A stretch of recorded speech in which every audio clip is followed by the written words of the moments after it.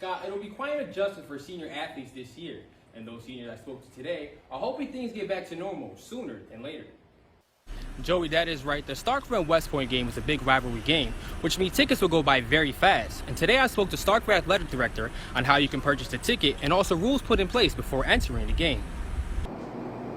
Joey, the saying goes, in life, difficult situations can either make or break you. And COVID-19 has been that difficult situation for restaurants across the country. And here at Zachary's, this pandemic has brought the restaurant and the community even closer. There is some breaking news information I do want to pass along to everyone this Monday afternoon. I can confirm that several employees within the Columbus School District have tested positive for COVID-19 since the start of the school year this past Thursday. It is an active scene here near Lynn Lane and South Montgomery Street, where Starkville police are responding to a construction accident. Now I'm going to step aside a little bit so you guys can see what I can see right behind me, right down the street. I just arrived to the scene maybe 15 minutes ago, and this is what I do have confirmed at this time. Joey, here in downtown Starkville is a prime location of small businesses, and those who may still be struggling from COVID-19, MS 30 Day Fund, a nonprofit organization, is here to help those in need. It was just a few years ago the unemployment rate here in Clay County was the highest in the state.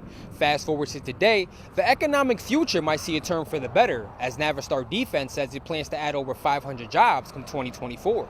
That is what people looking for work want to hear. Full-time jobs with full-time benefits. Jobs have been hard to come by in Clay County.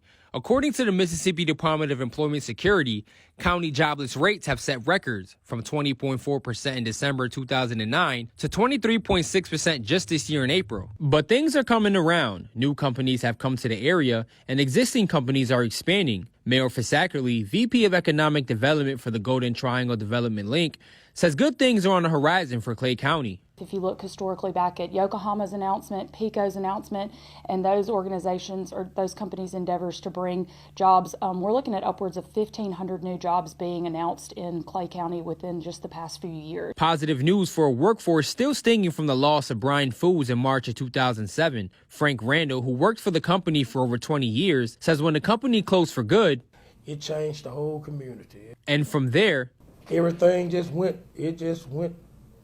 for the worse.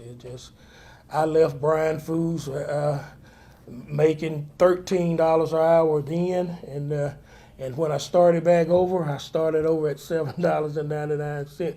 So it was a big change for me and a lot of the 3,000 folks that worked at Brian Foods. As for the type of jobs Navistar Defense will be hiring for, I think you can expect to see all types of jobs, be it clerical, admin, engineers, assembly. With this many jobs, I think there's going to be a wide variety of jobs available. And for more information on those job opportunities, I'll have that link for you on our website at WCBI.com. Reporting in West Point, Bobby Martinez, WCBI News. Joey, Winston County Sheriff Jason Pugh touched on topics such as the current state of law enforcement and its future. Also, how America as a whole can unite together to create a positive change. At what point are we all going to get together? We're all going to decide where we want to go with this and move forward. They say the past is etched in stone, and for some, the past is what they may continue to hold on to. On another front, racial injustice has been brought into the spotlight. Winston County Sheriff Jason Pugh is hoping for a positive change. At what point are we going to continue to fight about things that have happened that weren't right? We have to move forward. If we don't, we're going to continue to stay locked in the past. You know, I would love to say that that's going to be easy to do. Quite obviously, we haven't done a very good job of it so far. We're still having arguments that we were having 20 years ago. We're not making a lot of progress. When it comes to race, Pugh says it is important everyone takes a moment to see things from the other person's perspective. I quite honestly realize that through talking through some of my dear friends that I don't always see things the way another person sees it, especially a person of another race. You know, I don't have the same background a lot of times. I don't have the same history, and I don't see things the way they see things.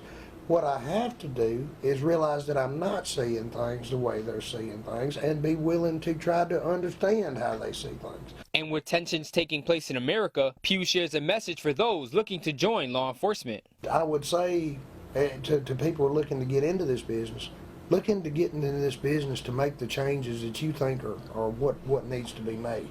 Don't look at the problems we have now. Look at what you can do with it if you get here.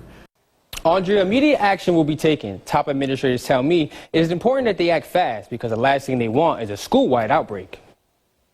Adapting to change. This generation has never experienced something like this. But with a positive mindset. We hope that we can have a great school year. COVID-19 has placed school districts in Mississippi in uncharted territory. The Louisville Municipal School District made the decision to push their start date for traditional and hybrid learning to August 20th due to the increase of positive cases. And David Luke, superintendent of Louisville Municipal School District, says letters will be sent to families once a student or faculty member tests positive. A person that has tested positive or someone in their household has tested positive, we're going to notify that person with written documentation, talking about their quarantine days and procedures and steps that they're supposed to take. Now, if there's just one positive case, the school will still remain open, but if it's greater than 3. So once you get greater than 3 confirmed cases in a group, that's when you go to looking at possibly quarantining the group. Paul Hayes, head of school at Winston Academy, says once a person tests positive, they must immediately go into quarantine. And from there, then what we have to do is find out if it is a staff member, what people came in close contact within 6 feet for over 15 minutes. We have to break that down. We narrow that down. Normally that drops the number way down to a minute amount in comparison to what would have been.